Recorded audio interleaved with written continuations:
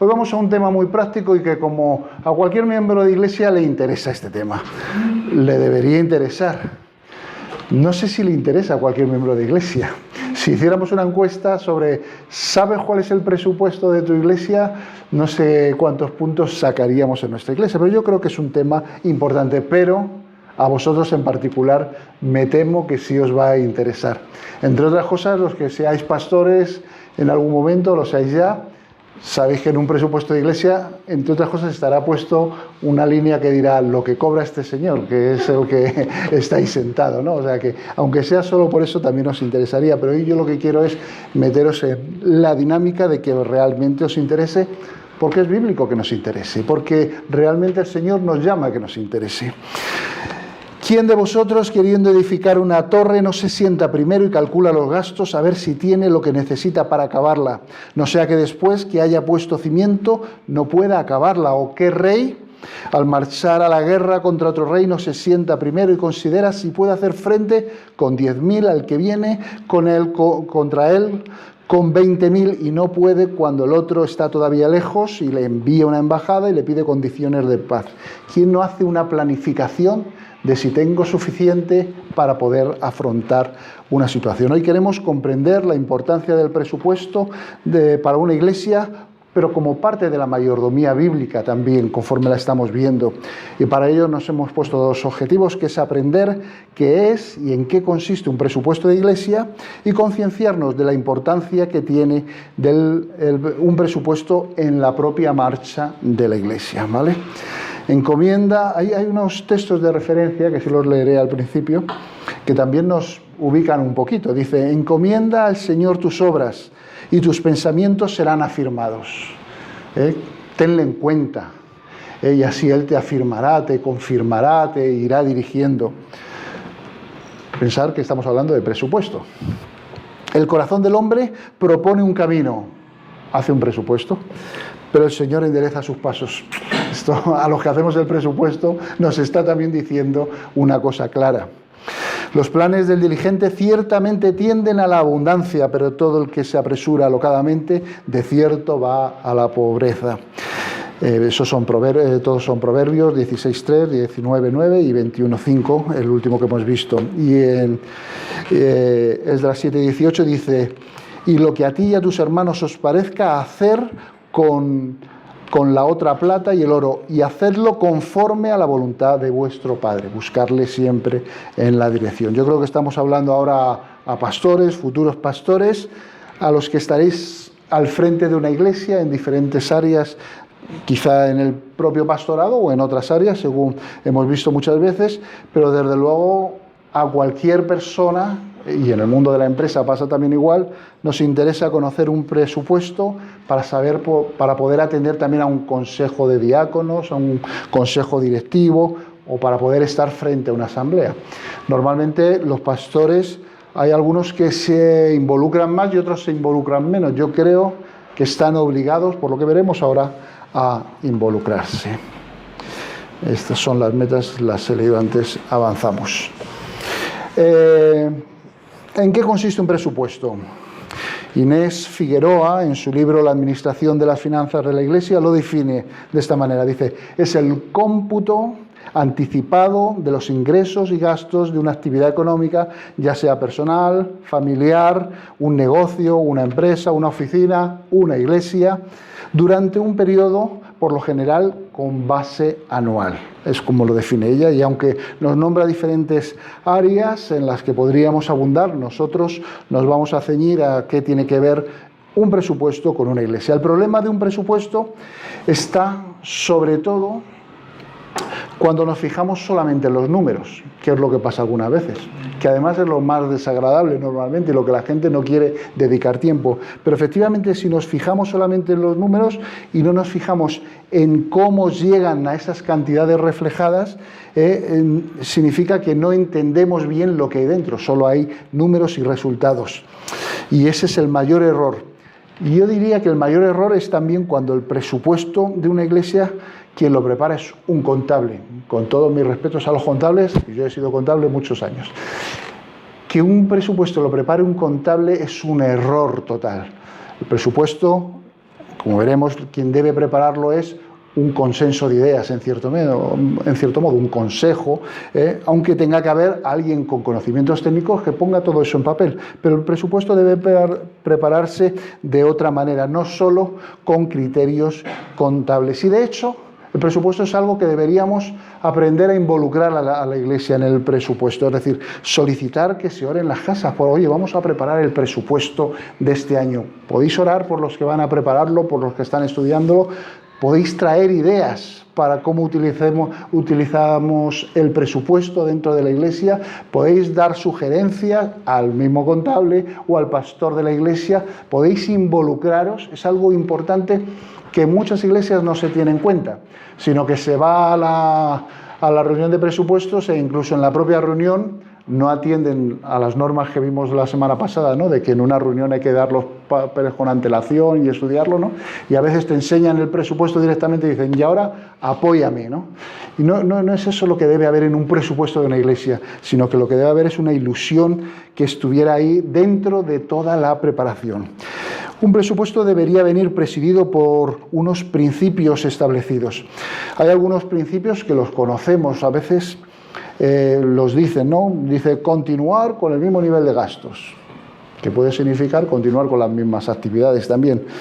Continuar con el mismo nivel de ingresos, que eso puede significar que no tenemos visión de que crezca la iglesia también, porque claro, a veces continuar con el mismo nivel de ingresos es muy positivo porque se ha llegado a un buen nivel y demás, ¿no? Pero son criterios que puede haber. Hay otro criterio que es reducir gastos, ¿eh? Si te das cuenta que cuando ves el resultado no te da para lo que puede, pues hay que reducir gastos o aumentar los ingresos o todo lo contrario, o que todas las partidas de gastos e ingresos siempre cumplan la visión del proyecto que tenemos. Eso también es un criterio que no se habla muchas veces de él, que los gastos y que los ingresos estén enfocados al cumplimiento de nuestras metas y de nuestros objetivos. Para eso es importante tener un proyecto de iglesia, y preparar un proyecto de iglesia no está dentro de las funciones que me han pedido que preparemos en estas jornadas de trabajo, pero bueno, es algo en lo que a lo mejor también hay que trabajar, porque las iglesias deberían tener también un proyecto de iglesia, por reducirlo, una guía que marque la dirección, dónde vamos, con qué intensidad vamos, cuánto tiempo vamos, a qué vamos, que se marquen unos objetivos, unas metas que se puedan trabajar. De manera que el problema a veces viene y es que la propia iglesia no tiene un proyecto de iglesia ni tiene visión de tenerlo, ¿no? Pero bueno, esto es algo que debería también trabajarse. Un proyecto a veces es la expresión que transforma en proyectos. Un presupuesto es la expresión que transforma en proyectos el dinero. Tienes un dinero, vamos a transformarlo en proyectos. Yo he puesto aquí una frase, la monetización de los sueños también, ¿no? Me gusta esa. Yo algún día seré poeta cuando aprenda a escribir bien. Monetización de los sueños, poner en efectivo aquellos sueños, y cuando hablamos de sueños estamos diciendo de a dónde quieres llegar. Pero, ¿por qué hacer un presupuesto? Un presupuesto nos obliga, en primer lugar, a pensar en las consecuencias económicas de nuestras actividades, proyectos y programas. Aporta la información del dinero necesario para tomar decisiones, necesario para ejecutarlos también. Es una oportunidad de revisar lo que podemos hacer o no y nos permite modificar además nuestro programa. Si has presupuestado algo, podrás luego modificarlo, si no, simplemente vas a aquello que te sale.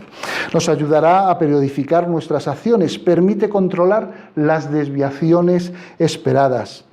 Esto de las desviaciones esperadas sucede una cosa muy graciosa a veces, ¿no?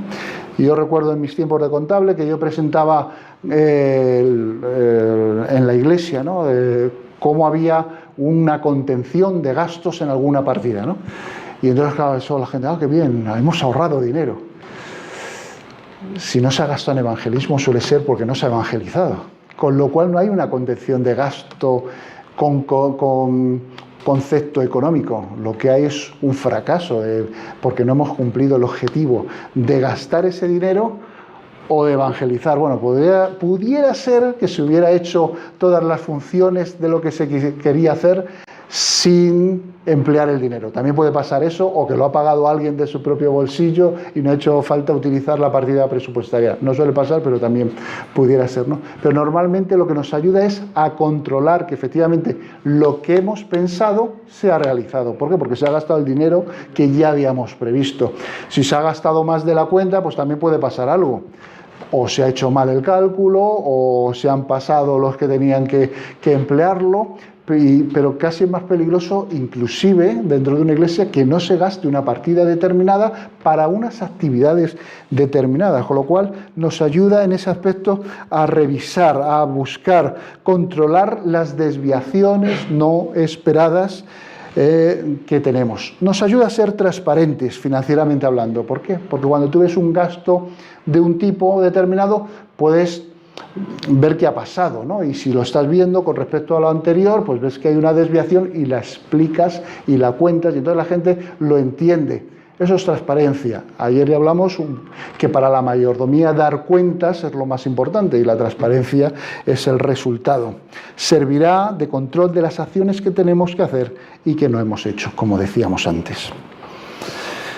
Fases para la preparación de un presupuesto de iglesia. La primera fase, oración, ya lo hemos dicho antes.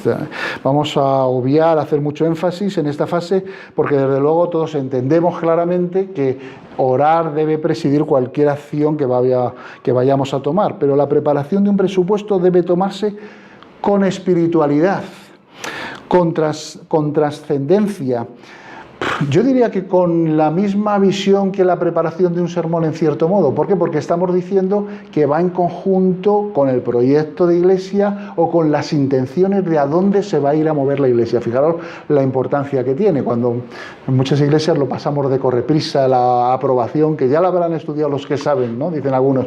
Pero realmente hay que estudiar lo que viene dentro de un presupuesto y hay que hacerlo con viendo la trascendencia que hay detrás de cada cosa que se aporta. Hay que tratarlo en cierto modo como si fuera un culto, como si fuera un estudio bíblico también, pues debe tener un objetivo final que cumpla con la gran comisión y sobre todo que busque la voluntad de Dios sobre su iglesia. Un presupuesto debe responder a la visión de una iglesia, a la misión en la que está envuelta y a los objetivos concretos de quien realizase durante un periodo de tiempo todo esto. Y partiendo de cero, si vamos a las fases, obviando ya lo de oración, que ya me he enrollado demasiado, un resumen de lo que se haría en un presupuesto sería, en primer lugar, fijar la temporalidad.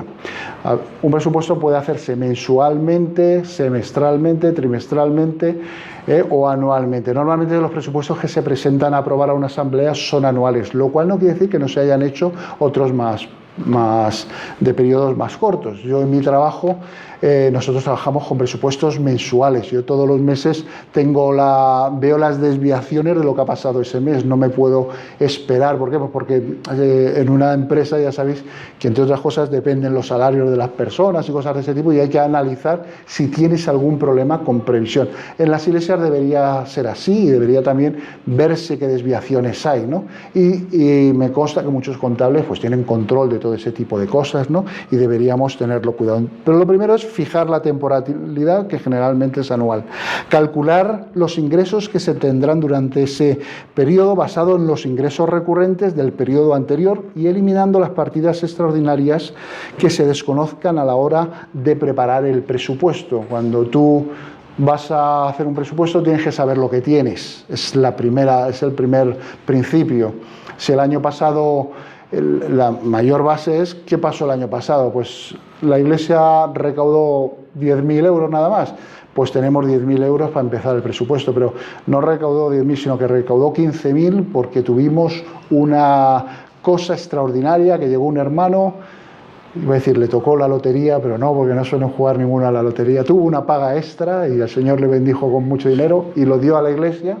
Y entonces tenemos esos 15.000 euros en vez de los 10.000, pues esos 15.000, los que ya sabemos que eso es extraordinario, no lo vamos a tener en cuenta, ¿no? Porque este año no sabemos si este hermano va a volver a ser bendecido con esa cantidad, ¿no? Entonces haríamos el presupuesto en relación a los ingresos recurrentes que sí conocemos y luego calculamos calcularíamos los gastos también en base a la experiencia. Se suele gastar la misma luz de un año a otro, se suele gastar lo mismo en viajes, se suele gastar en salarios exactamente lo mismo. Luego incluiríamos los proyectos extraordinarios y revisaríamos los recursos actuales más los ingresos menos los gastos para ver si se soporta ese presupuesto. Luego ahora cuando vayamos a las cifras ya os será más claro, pero es decir, cuando acabas el presupuesto, a mí me gusta presentar siempre presupuestos a cero, ¿no? Que significa que todo lo que voy a generar me lo voy a gastar para la obra del Señor. Luego no pasa nunca eso, sino a veces se gasta más o a veces se recauda más, se recibe más, ¿no? Pero además para eso hay que tener en cuenta también lo que tenemos de reservas, es decir, lo que hay originalmente, ahora lo explicaremos, lo que hay en el balance, lo que hay originalmente en el banco, que en un momento dado podemos usarlo si estamos apurados, ¿no? Y decir, pues aunque el resultado sea negativo, tenemos suficientes reservas para poder aplicarlas. Ese análisis hay que hacerlo cuando se acaba el presupuesto todas las veces y ese sería el final. Un presupuesto es un proyecto, es un plan de acción para conseguir una meta prevista y bajo una premisa. Para analizarlo se podrá revisarlo en su globalidad como cualquier tipo de proyecto. Yo siempre recomiendo que utilicéis pues esto que no voy a emplear mucho tiempo, conocéis los proyectos SMART, ¿no? ¿Lo habéis oído alguna vez? ¿Conocéis ese acrónimo? Que significa que sean específicos, bueno, SMART es, el acrónimo es en inglés, pero bueno, específicos, medibles, alcanzables, relevantes y que se hagan a tiempo. Eso debe analizarse así un proyecto y hacerlo de ese tipo. Estáis buscando las palabras, yo os las digo también, specific, por específico, que es la primera S, measurable, medible, que se pueda medir, ¿no? Y el presupuesto es claro por qué se puede medir, qué índices utilizas para poder medirlo, no solamente la contabilidad, que sea alcanzable, es decir, no debe ser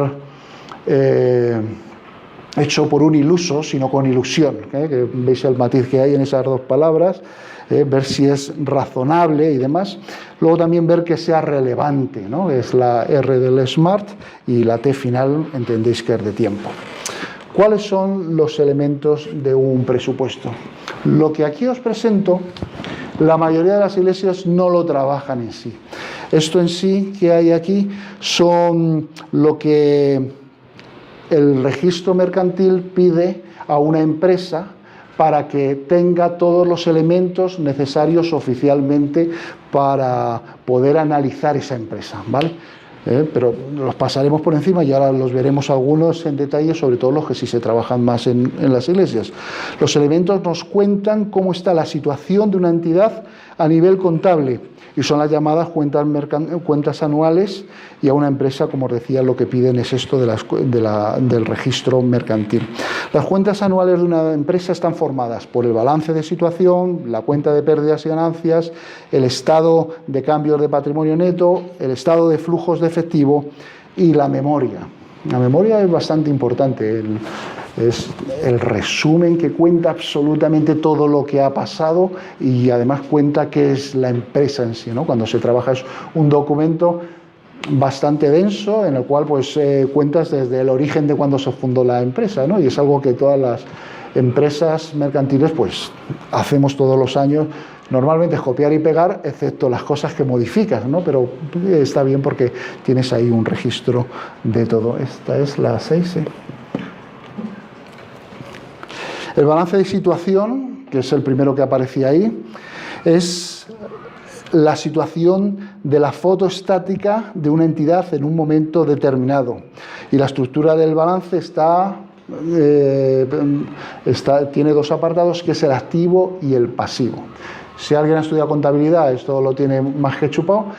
Lo normal es que no hayáis estudiado mucha contabilidad, pero sí os suena esto de los activos y los pasivos de las empresas en cierto modo. El activo recoge los bienes, los derechos que posee la entidad, la empresa, la iglesia, la fundación o quien sea, que pueden ser inmovilizados, que eso no quiere decir que inmovilizado significa que no se mueve, ¿vale?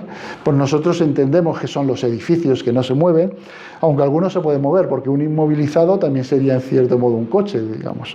Los edificios, las propiedades, En el activo se recogen las existencias realizables, es decir, las deudas, si tienes cheques que todavía no has llevado al banco, todas esas cosas que valen es lo que se recoge en el activo.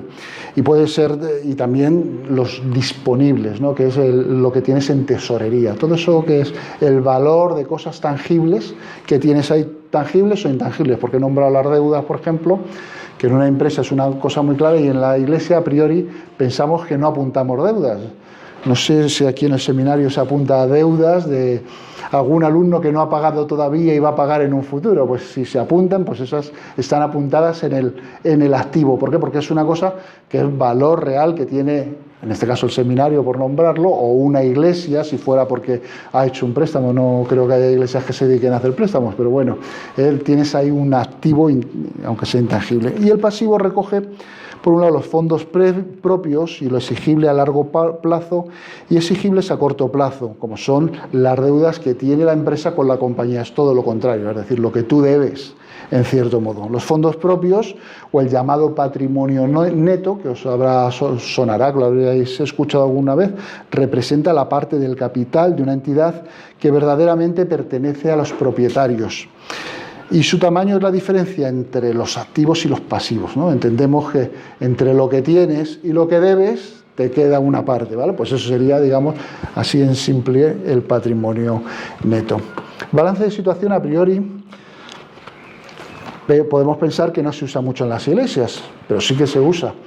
A veces se usa menos de lo que se debería. ¿Por qué? Porque aquí ya tiene fondo numérico. No sé si os llega la visión de los números que hay ahí, pero si no os cuento brevemente.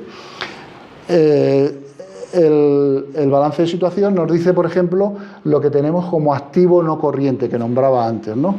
Y entonces ahí, por ejemplo, pone que en construcciones tenemos una construcción de 440.000 euros. Bueno, ese es el total, de 400.000 euros, que sería lo que vale una iglesia, en cierto modo. Todos los datos son inventados, aunque la base sea mi propia iglesia, pero todos los datos son inventados porque os aseguro que mi iglesia vale más de 400.000 euros. Una iglesia que está de alquiler pondría cero en esta parte porque no tiene esa cantidad, ¿vale? Y pondría un valor diferente, 400.000 euros, que es lo que vale más o menos un piso en Madrid, pues podría ser el valor de una iglesia pequeña, por ejemplo, ¿no? En cierto modo. Entonces, ahí lo recogería. En las iglesias no se suele mirar mucho el balance de situación, pero nosotros vamos a tratar de incluirlo. En el activo decíamos que está el valor del local de cultos, estaría el mobiliario que se tiene, estaría el dinero en el banco y también estaría el efectivo que manejamos. Y en el pasivo tendríamos las deudas pendientes de pago. Deudas pendientes de pago. ¿Y una iglesia puede deber dinero? Sí, claro que debe dinero. ¿Por qué? En primer lugar, le debe siempre dinero a la seguridad social. No porque no hayan pagado, sino dentro del movimiento normal que hay. Ya sabéis que la seguridad social lo que hace es, mientras que tú estás trabajando, se está generando una deuda que pagas a la seguridad social al mes siguiente, no cuando acaba el mes, ¿de acuerdo? Entonces eso es una deuda y el balance sería quien lo recoge cuando es el final de mes. O deudas que podríais tener también al fondo de préstamos de la UEBE. La UEBE, como sabéis, tiene un fondo de préstamos para las iglesias que quieran construir, comprar o modificar o reformar sus templos. Eso, si no lo conocéis, es quizá el momento también de que tengáis mención de eso. Hay una cantidad que además es un importe muy alto, lo que pasa que es que está siempre totalmente distribuido, es casi 800.000 euros, que es una cantidad bastante grande, pero está distribuido entre, no voy a decir 800.000 iglesias porque no tenemos tantas, pero sí que está distribuido entre pues 20, 30 iglesias que van pidiendo y que van pagando ese préstamo, ¿de acuerdo? Normalmente las iglesias lo piden, por ejemplo, si van a comprar un local, con lo que nosotros podemos darle no pueden comprar un local, porque nosotros damos como máximo 100.000 euros a una iglesia para una cosa de ese tipo y normalmente suele ser menos, pero le sirve a lo mejor para suplir ese pico que no le da el banco, ¿de acuerdo? O le sirve para comprar el mobiliario de la iglesia, ¿no? Y entonces a lo mejor han empeñado lo que han podido o se han endeudado con el banco comprando el edificio, pero no les queda para el mobiliario y nosotros les ayudamos, porque en las iglesias bautistas siempre hemos visto lo importante que es los templos también. La iglesia no es el templo, decimos muchas veces, está perfecta esa frase, pero realmente es donde se junta la gente, que sí sería el templo del Espíritu Santo, donde sí se juntan. Y además a veces sabéis que las iglesias, los templos de las iglesias limitan el crecimiento. Eso está estudiado en el crecimiento, ya supongo que lo veréis en alguna asignatura, y las iglesias necesitan tener más espacio que el que físicamente necesitan para que haya lugar para crecer. Eso está más que estudiado, y nosotros como Webe pues dedicamos una cantidad específica para eso, que no mezclamos normalmente con otros gastos. Bueno, a donde vamos, que estamos hablando del presupuesto, es que en el pasivo estarían apuntados quizá esos préstamos denominacionales. Y decíamos antes que el capital es la diferencia entre ambos. Analizarlo es estudiar qué reservas se supone que tenemos para hacer también frente a la crisis. Cuando hablamos de las reservas que hay, lo que tenemos en el banco en sí, pues eso tiene que ver para poder resolver en un momento dado una crisis determinada. Esto sería, digamos, el balance, lo que os estoy explicando, y normalmente en las iglesias lo que más trabajamos es la cuenta de pérdidas y ganancias, o la cuenta de resultados, es como contablemente la llamamos normalmente en el mundo de empresa. La cuenta de pérdidas y ganancias es el resumen de todos los ingresos y todos los gastos que ha habido durante el ejercicio contable. El resultado del ejercicio es la diferencia entre los gastos e ingresos. Si hay más ingresos que gastos, el resultado se llama beneficios, y si hay menos, se llama pérdidas. Bueno, esto en las iglesias es un problema de vocabulario normalmente. En primer lugar, yo tengo pastores que no quieren que utilice la palabra gastos. Ellos llaman a todo inversión. Contablemente una inversión es algo que tienes para luego vender o que tienes para vivir en ello. Una inversión en una vivienda, ¿no? Pues hay algún pastor que no le gusta que usemos la palabra gastos en lo que contablemente son gastos. Contablemente gastos son las cosas que se gastan, ¿de acuerdo? Entonces, es decir, agua, luz, salarios, todo eso a lo mejor es para la obra de Dios y estamos invirtiendo para su reino, pero son gastos, se llaman gastos, se pongan como se pongan, ¿no? Y esos serán gastos. Y aplicaremos el principio de devengo, un principio contable que algunos conoceréis y que lo explico muy fácilmente. El principio de devengo lo que dice es que los ingresos y los gastos de la actividad se deben registrar en el momento en que ocurren y no en el momento en que se paga. Esto, como más se ve, es a fin de año. Cuando acaba el año, tú recibes la factura de la luz, que pone, te has gastado en calefacción muchísimo, y pone 2.000 euros, y la has recibido el día 2 de enero. Pero esa es la luz que hubo en diciembre. El principio de devengo lo que dice es, tienes que sumar esa factura a los gastos que has tenido en diciembre. Eso es la parte del debe, ahora hablo de la doble partida que no he nombrado. Entonces, la sumas ahí, ¿y cuál es la otra partida? Porque en la contabilidad siempre tiene que estar todo balanceado, ¿no? ¿Cuál es la otra parte? Pues no lo estás pagando todavía en este año, porque estamos cerrando el año -1, ¿vale?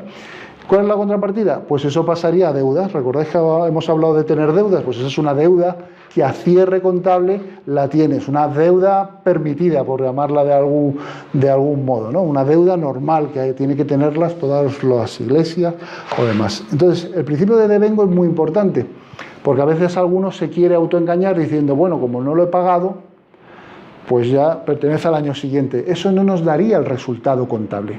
El resultado contable debe aplicar el principio de imagen fiel, ¿no? De que lo que hay ahí realmente sean los gastos de ese año, lo hayamos pagado o no. Luego, aparte, analizamos las deudas o analizamos la tesorería, porque igual no lo hemos pagado porque han devuelto el recibo, porque no teníamos dinero en el banco. Pero no quiere decir, no, es decir, ya sabéis que no desaparece el gasto aunque no lo hayamos pagado, ¿de acuerdo? Eso es importante. A mí, en mi caso, por ejemplo, en la contabilidad de la Webe, es un principio muy importante, porque las iglesias están recogiendo dinero hasta el día 31 de agosto, ¿no?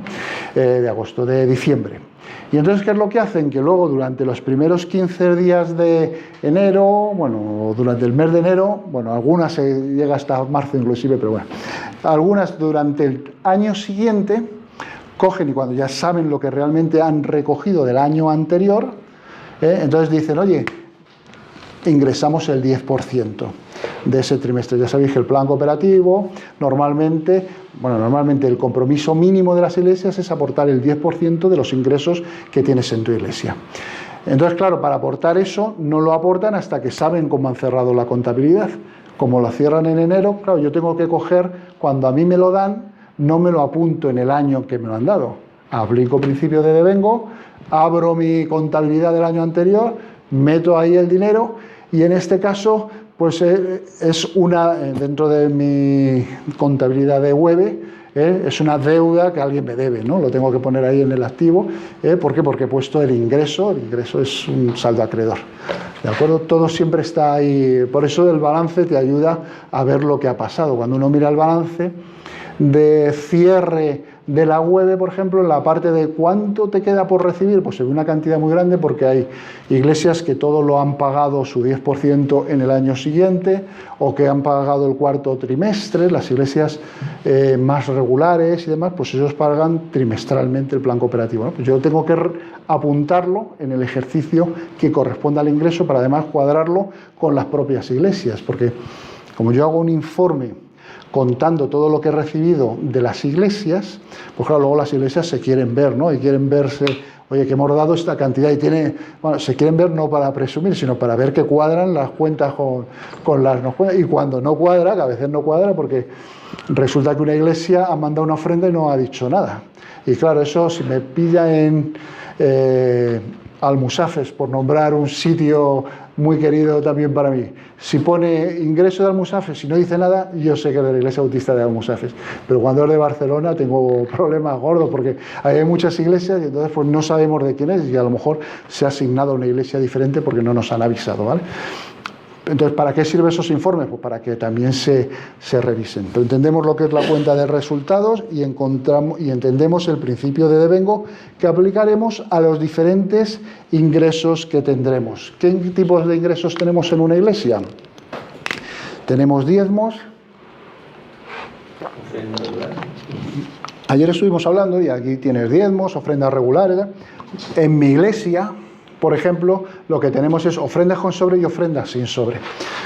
No, el término de diezmos y ofrendas pues no lo manejas ahí independientemente, sino tenemos ofrendas con sobre o sin sobre. ¿Por qué? Porque los miembros de la iglesia dan con sobre, algún miembro da sin sobre y los visitantes que vienen de vez en cuando o cualquiera que pase por allí pues puede darlo sin sobre, ¿no? Y hacemos esa distinción. ¿Por qué? Porque a nosotros también nos vale eso para calcular el presupuesto del año siguiente. ¿Por qué? Porque sabemos que las de con sobre son las de personas fieles, en cierto modo.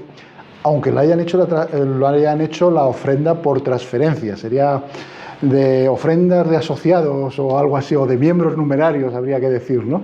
Pero tradicionalmente se ponen con sobre o sin sobre. Ahora después os enseñaré el volante.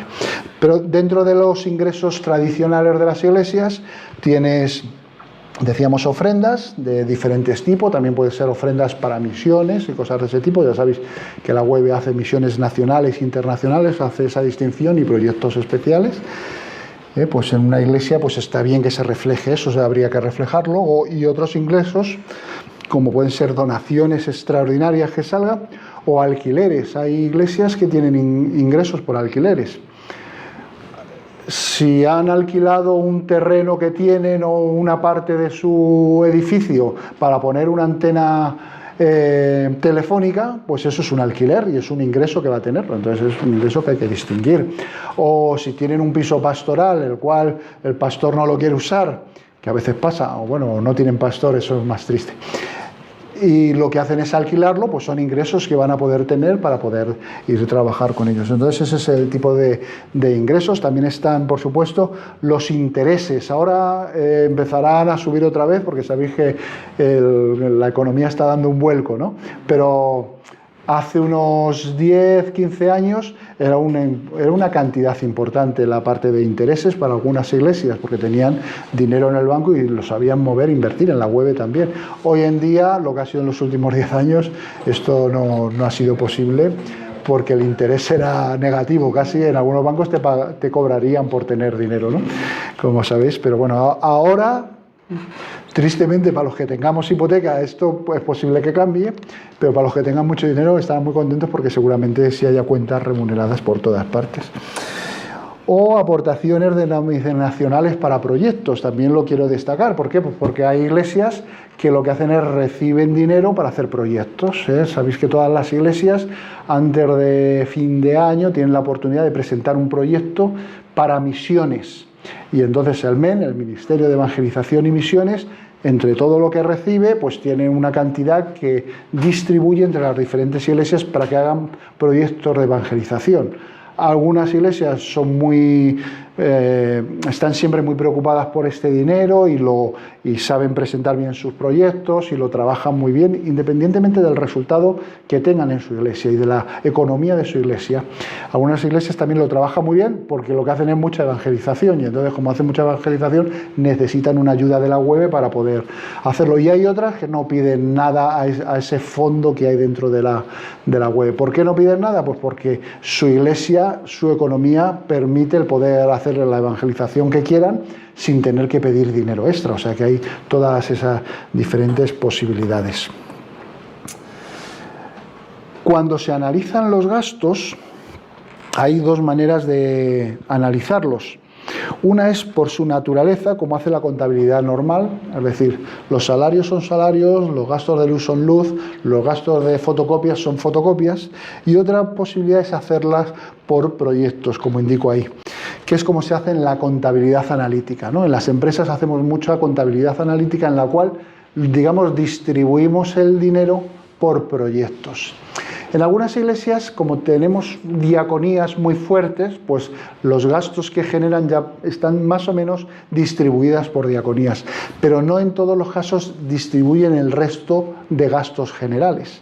Una presentación por diaconías, ahora iremos al Excel y os enseño cómo se puede hacer para poder meter los gastos generales divididos entre los diferentes ministerios que tienes, lo cual es muy, muy útil también para ver que realmente, pues, es decir, no solo es lo que han hecho, sino que hay más gastos que permiten que se haga lo que haya que hacer, en cierto modo, ¿de acuerdo? Vale, esto es un Excel que está totalmente cruzado de fórmulas y demás. Para aquellos que lo manejan bien, pues es muy fácil el manejarse. Para aquellos que no lo conocen, tienen la oportunidad de poder practicar y entretenerse, digamos. Como veis, esta es digamos, un resumen, liquidación de un presupuesto de una iglesia en la cual tiene ofrendas, son todos datos ficticios, inventados por mí, con sentido, pero son inventados. Ofrendas con sobre, ofrendas... Siempre es muy importante el ver la diferencia de lo previsto con lo realizado. La palabra realizado significa lo gastado en el año o lo gastado o lo cobrado, ¿me entiendes? Eso es lo que significa realizado. Hay otros que usan otra terminología, pero eso es lo normal. Lo previsto es lo que habíamos presupuestado, ¿no? Y entonces aquí yo, por ejemplo, hago dos análisis diferentes. Por un lado es el peso, ¿no? No el peso del contable, que no nos interesa, sino el peso que supone cada una de las partidas dentro de la totalidad. Esto quizá en ingresos es muy obvio, pero por ejemplo, si vamos a la parte de gastos, en la parte de abajo, veis aquí, pues claro, nos dice en qué nos gastamos en porcentaje también, principalmente el dinero. Normalmente en una presentación de este tipo, pues además hay que hacer la diferencia, poner la diferencia de lo que hay entre lo que teníamos previsto y lo que realmente hemos ingresado o gastado. Y por eso tenéis esa columna de diferencia y ahí el porcentaje. Yo, como voy a dar esto, el Excel os lo voy a mandar a todos además directamente para que lo tengáis y podéis ver y podéis meter los datos de vuestra iglesia si queréis, ¿no? Y así si la presentación de vuestra iglesia no os gusta mucho, pues así se la mejoráis o lo habláis con el contable y lo podéis también utilizar o lo habla conmigo y demás, ¿no? Entonces esto sería una liquidación, digamos, de cuenta de pérdidas y ganancias de un presupuesto, porque aquí el énfasis de ese informe es ver la diferencia que hay entre lo presupuestado a lo realizado. Y luego ahí abajo tenéis los gastos de personal. ¿De dónde salen todos estos datos? Si te pones encima ya ves, no sé si se ve arriba, arriba te dice, espera, si aprieto aquí, F2. ¿No veis que pone esos símbolos? Ahí lo que dice es que se está cogiendo de la pestaña de abajo de pérdidas y ganancias, de la columna de 85, es lo que te está diciendo aquí. Si sabéis de Excel, lo conocéis. Si no, lo que te está diciendo es que esto no es un número, sino que es una fórmula que está leyendo de esta otra pestaña, que también os la voy a dar y que también le vamos ahora a ver un poquito más grande. ¿Vale? Nosotros en una presentación normal, pues normalmente lo que hacemos es presentar el ejercicio -1, es el año anterior, el presupuesto actual, el ejercicio actual, y aquí sería el presupuesto que hay para el año que viene. Toda esta información es la que te deja realmente ver en dónde realmente estás. De otra manera, si solamente trabajas con los datos del año, pues puedes estar perdido, pues no sabes cómo vas con respecto al año anterior. Y si ya has hecho el presupuesto, pues conviene que lo tengas siempre delante para saber si el presupuesto lo has hecho bien o no. Yo aquí además os pongo el incremento o la diferencia, el porcentaje que hay en relación al presupuesto con el actual, y también en relación que hay entre los 2 años. Los gastos de las diaconías, lo que dice esta fórmula final es que han aumentado un 13,72%, ¿vale? Y entonces ahí luego tienes aquí todas las diaconías, que era lo que yo decía, pues es una manera de verlo así un poco más parecido a la contabilidad analítica, ¿vale? Entonces aquí, pues mira, las diaconías que nosotros manejábamos en LACI, yo no soy contable hace unos 15 años en la iglesia, pero la verdad es que todavía utilizan esta misma base que preparé en su día, y son las diaconías que normalmente tenemos, que si eso se cambia, ¿no? Entonces, acción social por barrios, o qué es lo que se gasta en la diaconía de adoración y alabanza, qué es lo que se gasta la diaconía de educación, ¿no? Y siempre va basado en las mismas filas, para poder utilizarlo, y en la parte de evangelización también, donde nosotros de hecho incluso ponemos la parte de misiones nacionales e internacionales cuando lo entregamos a la web, porque entendemos que es un dinero que se entrega para misiones, ¿no? Y entonces entra dentro de evangelización porque es nuestra contribución a la evangelización, aunque no sea propia por nosotros. Diaconía de juventud, diaconía de comunicación, gastos del templo, secretaría y finanzas, familia y fraternidad, y luego gastos de personal, pues es igual que decía antes, son cosas inventadas, ¿no? Pues el salario pastoral, la retribución en especie. La retribución en especie es algo que a muchos os afectará. Si la iglesia... Esto yo no os lo cuento para que hagáis una exigencia en cuanto lleguéis a una iglesia, pero sí que lo tengáis en cuenta. Cuando una iglesia tiene un piso pastoral, no lo tiene para ahorrarse un salario, sino lo tiene para hacer una buena mayordomía de su tesorería. Entonces, cuando hay una inversión en un piso, lo que quiere es que tú si eres el pastor de la iglesia, vivas en el piso. Ellos se ahorran una tesorería porque hay una parte que no te lo van a pagar en monetario, sino que te lo pagan físicamente. Y entonces, ¿cuáles son las especies que te dan? Antiguamente sabéis que a los pastores le pagaban con tomates y con huevos y con lechugas, ¿no? Pues ahora te pagan una parte de tu salario en piso. ¿Qué es lo que sucede? Que eso conviene también valorarlo. Conviene también valorarlo. Y aunque contablemente aparecerá en ingresos y gastos, en cierto modo, pero conviene también tenerlo. ¿Por qué conviene valorarlo? Porque además lo que conviene y lo que es legal es tributar por ello. ¿De acuerdo? La clave es en tributar por ello. Nuestras iglesias en un pasado, bueno, y hay algunas que todavía tampoco lo hacen, pero están en el camino, tributan por ello. Cuando a ti te pagan un salario y hay una parte en especie, conviene que tributen por ello, porque por esa cantidad luego recibirás también en tu jubilación. ¿De acuerdo? Si no tributan por ello, tú tendrás una jubilación más pobre, en lugar de la que te corresponde por el salario que te han pagado. ¿Qué es lo que pasa? Pues que a veces a la iglesia le cuesta tributar por eso, porque a ellos, de la cantidad que valoran, van a pagar a la seguridad social como un 26% aproximadamente. Es decir, si un alquiler, si a ti te pagan en especie por una vivienda, ¿por cuánto hay que valorarla en primer lugar?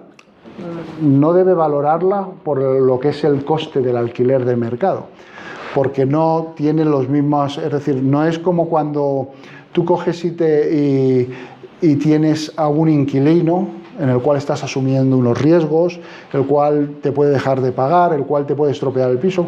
Entonces, todas esas cosas hay que eliminarlas.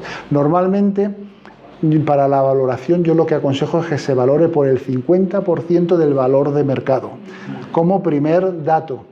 Pero ese no es el único dato, porque además el máximo debe ser un 30% del neto que cobras. Eso ya lo dice el Estatuto de los Trabajadores, por el cual no nos regimos, pero por el cual deberíamos usarlo de orientación. ¿Entendéis?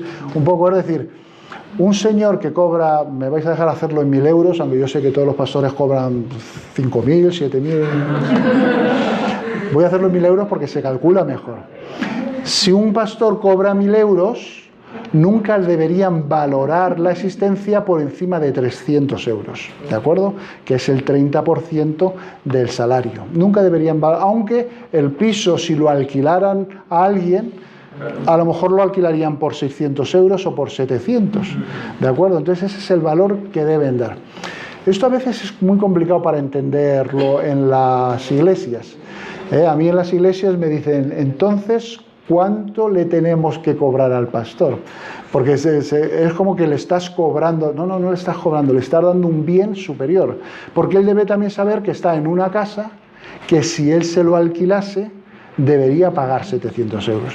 Ahora, ¿la iglesia puede pagar esos 700 euros al pastor para que el pastor se busque su propio alquiler? Pues a veces no lo puede pagar, pero ya tiene el edificio, ya tiene el bloque, ya tiene el piso pastoral, ya lo tiene pagado. Pero hay que valorarlo. ¿Entendéis el juego económico un poco? Pues por eso lo pongo ahí para que no haya, para introducirlo.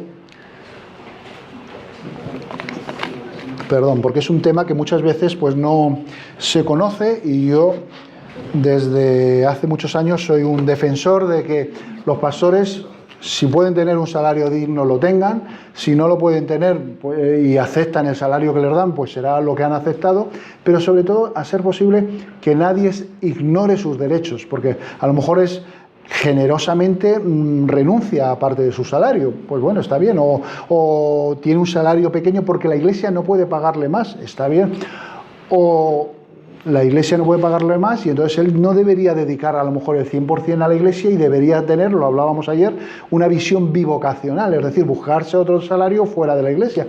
Pues a lo mejor es eso lo que tiene que suceder. A ver, lo ideal sería pues que el pastor se dedique al 100%, pero no en todas las iglesias pueden mantenerlo. Una iglesia con 10 miembros, yo diría que no es una iglesia, pero bueno, tenemos alguna iglesia que tiene 15, 20 miembros, no puede sacar dinero suficiente para pagar local, luz y pagar al pastor. No puede. Ahora, 10 miembros que tengan un pastor a pleno tiempo dedicado a ellos son unos privilegiados tremendos, ¿me entiendes? Porque un pastor en sí debe atender a alguna persona más que 10, en cierto modo, de la propia iglesia, ¿de acuerdo? Entonces, con eso hay que un poco... Es complicado, porque yo os lo digo, pero la negociación con las iglesias es complicado. Nadie quiere hablar de dinero, pero todo el mundo luego sí quiere hablar de dinero. Uno quiere cobrar lo que le merece, lo que se merece, y otro tiene que ser honesto. Y si una iglesia no puede pagarlo, tiene que decirle, oye, yo no puedo pagarte, solo voy a llegar a este nivel, y esto implicaría, según nuestro baremo, pues una dedicación del 30%. A partir de ahí, a lo mejor el pastor puede dedicar más tiempo y si lo quiere dedicar y quiere buscarse otro trabajo aparte con otro 50%. No olvidar cuántas personas trabajan gratis en la iglesia. Pues el pastor a lo mejor le toca trabajar gratis en un momento dado, en una parte. ¿Me entiendes? No, yo sé que hay muchos, bueno, muchos no, yo diría que el 99% de los pastores dedican más que 40 horas semanales. Pero bueno, eso nos pasa en el mundo laboral también, en cierto modo, y no es lo ideal es tener solamente las horas tal, pero cuando ya estamos en la iglesia luego hay una parte que es ministerio cristiano que tú quieres hacerlo, pues igual que pasa con los miembros de la iglesia, pues pasa también con el pastor algunas veces, ¿no? ¿Entendéis cómo es un balance complicado? Que no estoy dando aquí la norma de cómo, podría hablar de cómo pienso yo que hay que pagar a un pastor, pero no ese es el tema de hoy, sino estamos viendo la visión de un presupuesto de iglesia. Veíamos ahí las partidas denominacionales. Otro apartado importante en gastos, pues son los gastos denominacionales, ¿no? Aquí, por supuesto, sale el plan cooperativo, que es exactamente el 10% de lo que suman los ingresos, que están ahora debajo, que los veréis ahora después. Y en la asociación territorial, como en Madrid lo que tenemos estipulado es que sea el 3% de lo que se recibe, pues está calculado exactamente igual. No se ve ahí bien la fórmula, porque está en letra pequeña. Bueno, si hago así como he hecho antes... Sí, es como calcula exactamente el 3% de la suma de las cifras que tenemos aquí abajo. ¿No ves que está en rojo? ¿De acuerdo? ¿Y azul? Vale, pues yo ahí eso con el 3% ahí, o con el otro lado, plan cooperativo sería el 10%, ¿no? Y se ve la desviación de todo. Gastos denominacionales, lo que gastamos en inmovilizado, y luego aquí pues un buen resumen para que saber cómo poder emplearlo, ¿de acuerdo? Aquí tienes el resumen de las ofrendas con sobre, sin sobre, los otros ingresos que hemos hablado antes.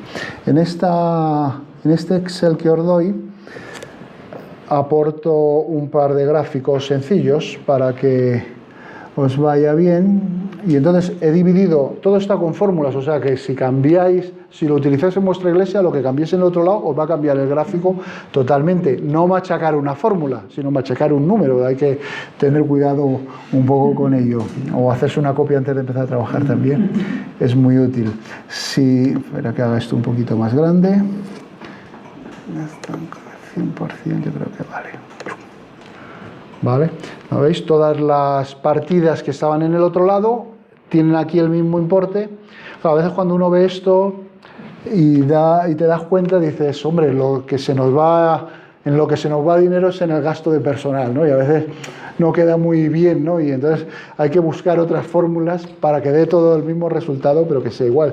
Y entonces ahí está la presentación por proyectos, ¿no? Entonces aquí en este caso, en esta otra, es exactamente igual, pero quitando el gasto de personal, o en este último es distribuyendo el gasto de personal que está aquí abajo entre todas las demás. Esto ya os digo que automáticamente todas se actualizan, ¿vale? ¿Esto de gastos por servicio de personal, eso qué es concretamente? El salario y la seguridad social del pastor y todo eso. No. Eso es exactamente la contrapartida del salario en especie. Que he explicado antes. Es exactamente la misma cifra, tiene que ser la misma en un sitio con otro. Es el salario en especie. Una parte es ingresos porque no se lo das, y otra parte es gasto porque se lo está reconociendo para hacer la contribución a la seguridad social y al IRPF, porque es renta que también ha tenido. ¿De acuerdo? Lecciones de Excel, clases particulares cuando queráis. No, lo que quiero decir es que si no sabéis manejar el Excel, pues a lo mejor uno se encuentra un pelín torpe al principio, pero la verdad que es una página muy user-friendly, ¿no? Que llaman, de uso amigable, y que podéis utilizarla, y directamente el que me mande un email se la reenvío directamente, o si no la facultad también puede quedar, pero si no me escribís a mayordomía@web.org y yo os lo envío. Terminamos esta sesión, que se nos ha ido un pelín de tiempo, diciendo que